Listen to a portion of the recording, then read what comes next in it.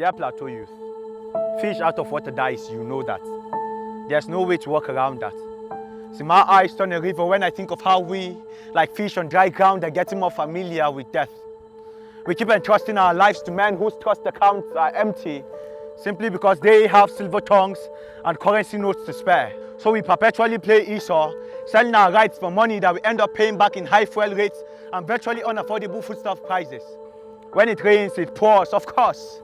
Even a blind man knows as much. So how do we not see that we, like drunken rainmakers, are the cause of the heavy downpour that has been flooding our city? Where there's smoke, there's fire, always. So why do we act surprised when another village goes up in flames? The smoke has been there all along, thick and dark, dancing its way into the heavens in plain sight.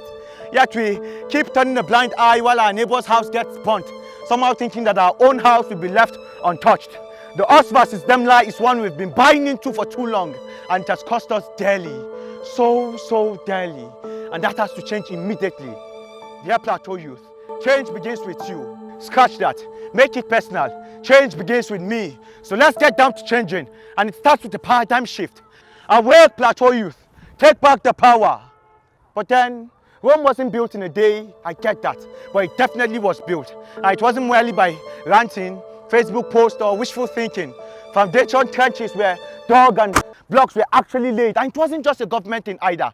Everybody played a part. See, in unity and love lies our progress. With collaboration is how we build this nation and state we call our own. That is how we conquer mediocrity and rise to great heights. Finally, let the Plateau Youth breathe. Do not suffocate their creativity. That is how we establish a future full of promise and get to see the plateau of our dreams become a reality.